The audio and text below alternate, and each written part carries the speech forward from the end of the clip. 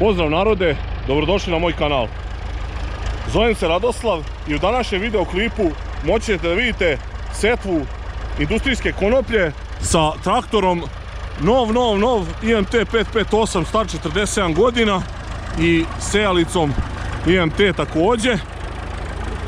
Šta prvo sad da vam kažem?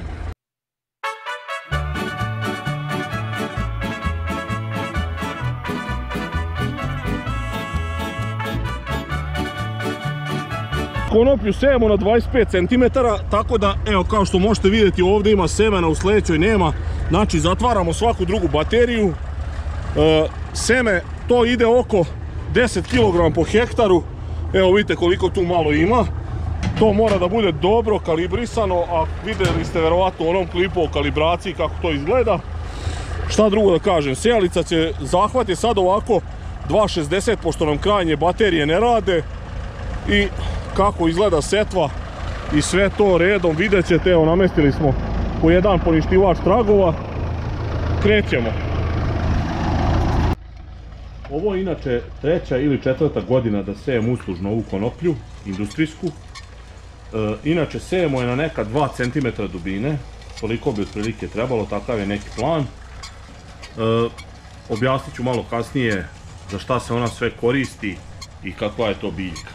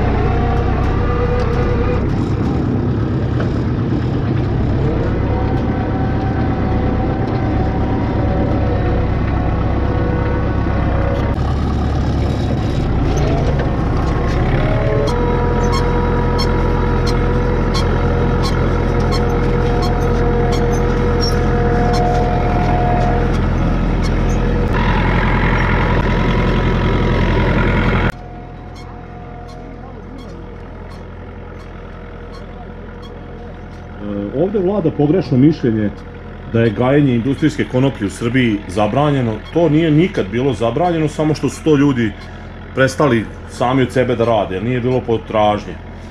Trenutno je dozvoljeno sejanje 3 sorte, to su Monoika, Helena i Fedora 17. I znači to sve, već sam rekao, ovdje morate da prijavite u ministarstvo, to jest u Trezor, gdje vam se u setvenu strukturu ubacuje da posjedujete industrijsku konoplju, da bi to moglo da bude pod nekom kontrolom.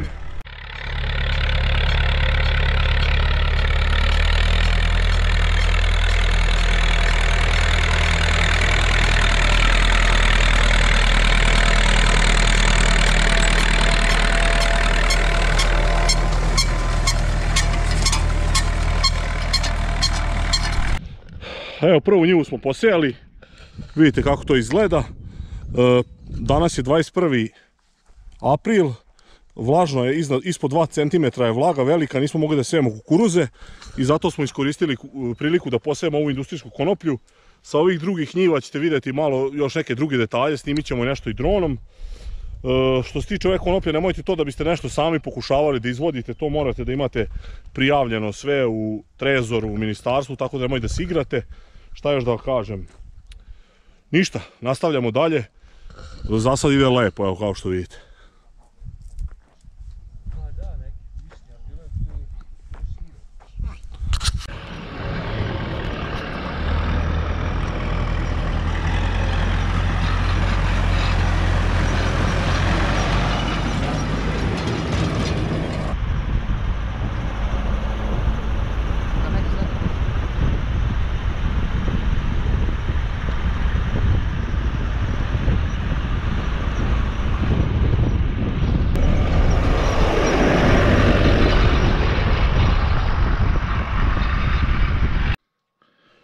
Industrijska konoplja je inače jako korisna biljka. Ona se koristi u 50.000 različitih proizvoda koje zamenjuju drvo, papir, pamuk i plastiku. Industrijska konoplja se također puno koristi u farmaceutskoj industriji za proizvodnju raznih lekova, međutim ja to nešto nisam puno upoznat, tako da vam ne bih mnogo o tome pričao.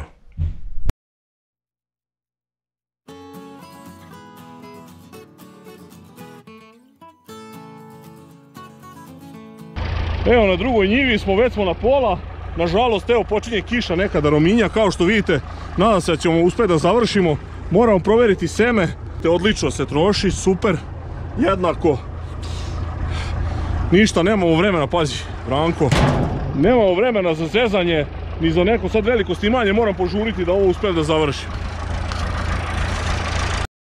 Uglavnom, htio bih još da kažem da znate da konoplja, kada se ima tržište, može da se iskoristi 100%, znači i cvet, i stabljika, i list, i sve može da se koristi. Sad samo za šta, ja to nisam baš toliko upućen, ali znam sigurno da sam čitao da za sve se koristi, tako da to vi možete da probate sa proizvodnjom konoplje ako želite.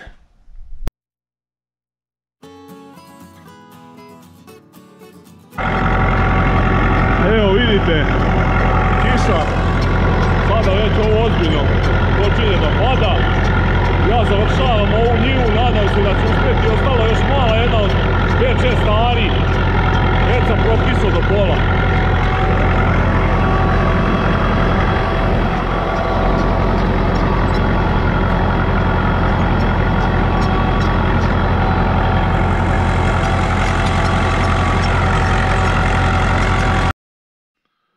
Postoji mogućnost i mehanizovane obrade, kako da kažem, vršidbe konoplje. To treba kombajn specijalno za to da se pripremi, mi to za sada nismo probali. Ne znam da li je to neko u blizini radio, na internetu sam gledao kako to ljudi rade. Ja se ne usuđujem da sa mojim kombajnom to probam, tako da to treba biti mnogo hrabriji za tako nešto.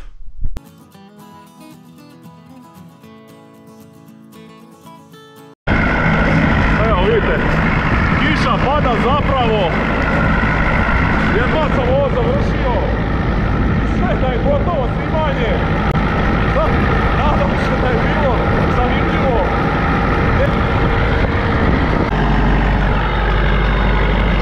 Pošto sam već mokar, evo da završim ovu malu njivicu. Vidite, to je par ari. Skoro sam prokisao, vidite, skoro sam mokar. Strašno.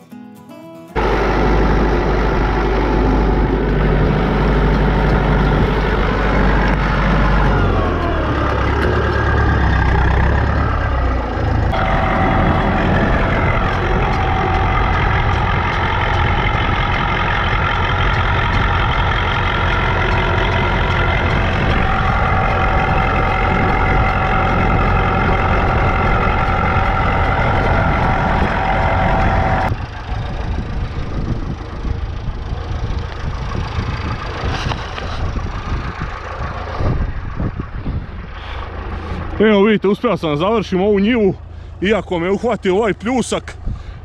Nije još zemlja toliko uvukla vlagu, eto uspio sam da završim. Još jednom sad ponovo hvala vam na gledanju ovog klipa, nadam se da vam svide, ovo je vjerovatno nešto novo, nepoznato. Šerujte moje snimke, lajkujte, ostavljajte komentare, vidimo se u sljedećem klipu, pozdrav!